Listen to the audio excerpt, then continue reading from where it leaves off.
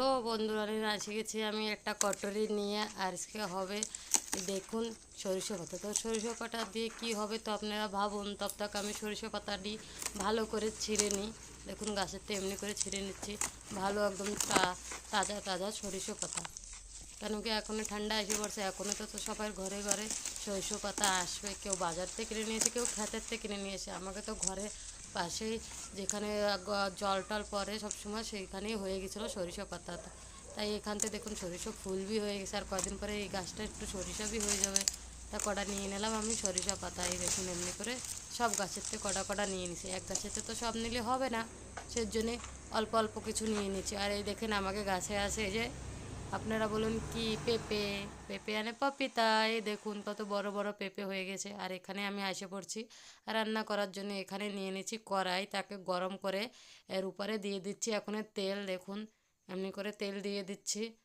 আর আর যা সরিষা পাতা নিয়ে এসেছিলাম, তো আপনারা ভাবতেছেন কি কী করবে আজকে সরিষা পাতা দিয়ে। তো সরিষা পাতাটি ভালো করে ধুয়ে কেটে নেওয়া হয়েছে। দেখুন কড়া মরিচ দিছি এখানে, 5-6টা মরিচ দিছি। আর সরিষা পাতাটি ধুয়ে ভালো করে জল ফেলিয়ে একে কেটে নেওয়া হয়েছে বারিক করে। দেখুন আর আজকে হবে সরিষা পাতা ভাজা। এই দেখুন এমনি করে কেটে নিয়েছি। তারপরে এখানে তেলটা গরম হওয়ার পরে এখানে দিয়ে দেবো কিছু, আমি এখানে দিতেছি জিরে, অল্প কিছু জিরে দিয়ে দেবো। দেখুন এমনি করে জিরে দিয়ে দিচ্ছি তেলের উপরে, ভাজা হবে। দেখুন তেলটা গরম হয়ে গেছে, তো ভাজা হয়ে যাচ্ছে। তারপরে আমি এখানে দিয়ে দেবো যা ভাজা হওয়ার পরে মরিচ, আর এখানে আছে সরিষা পাতা। ভালো করে দিয়ে গামলাতে ভালো করে নামিয়ে তারপরে এখানে আমি একে ভালো করে লাড়িয়ে চাড়িয়ে নেব। দেখুন এমনি করে লাড়িয়ে চাড়িয়ে নেব, কারণ কি তেলটা তো সব জায়গায় লাগার দরকার, নয়তো কড়াইতে চিপকে যাবে সরিষা পাতায়।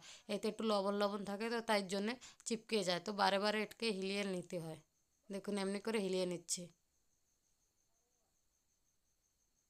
তারপর আমি ঢেকে রাখতেছি 5 মিনিটের জন্য। দেখুন এমনি করে 5 মিনিট ঢেকে রাখার পরে আগলা করে নেব। আগলা করে নিয়ে লাড়িয়ে চাড়িয়ে দেবো। কেন কি ওই সময় তো শাক বেশি ছিল, আর শাক ধীরে ধীরে গলে যায়, তাই জন্য লবণ দিয়েছিলাম না। এখন লাড়িয়ে চাড়িয়ে তারপরে এখানে আমি দিয়ে দেবো লবণ। ভালো করে লাড়িয়ে চাড়িয়ে নেব।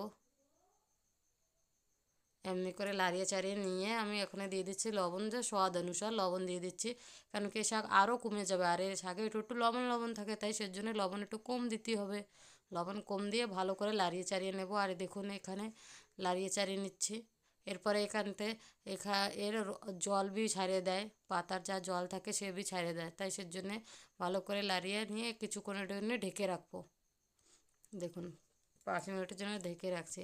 আর এখানে ছিল কুমড়োর লাউর ছোলকা ভাজা, সরি কুমড়ো না, লাউর ছোলকা ভাজা। এখানে তাই হয়ে গেছে লাউর ছোলকা ভাজা। এটার রেসিপি তো আগে একদিন দিয়ে দিয়েছিলাম, তাই সেজন্য আজকে এর পুরো রেসিপি দেখাইনি। আর একটা আছে রেসিপি, আপনারা দেখে নেবেন কোনো দিন আমার ব্লকে যাই। এখানে দেখুন এর জল ছেড়ে দেছে, এই যে সরিষা পাতার জল ছেড়ে দেছে। এই দেখুন আপনারা দেখতেই পারছেন, এই যে জল ছেড়ে দেছে দেখুন এমনি করে। তো এই জলটাকে শুকিয়ে নেব ভালো করে। দেখুন আর ঢাকা লাগবে না, তো জলটাকে ভালো করে শুকিয়ে নেওয়ার জন্যে করে দেবো। আর এখানে আমি ভালো করে জল বের করে নিচ্ছি, পাতাতে যা জল আছে সরিষা পাতার তা বাই করে নিচ্ছি। দেখুন এমনি করে বের করে নিচ্ছি, আপনারাও এমনি করে বের করে নেবেন। তারপরে এখানে দেখুন ভাজা ভাজা হয়ে গেছে, কিছুক্ষণ পরেই ভাজা ভাজা হয়ে গেছিলো। এই দেখুন এমনি করে তাও লাড়িয়ে চাড়িয়ে নেব। দেখুন কত শাক ছিল দেখছেন, কত অল্প কিছু শাক হয়ে গেছে।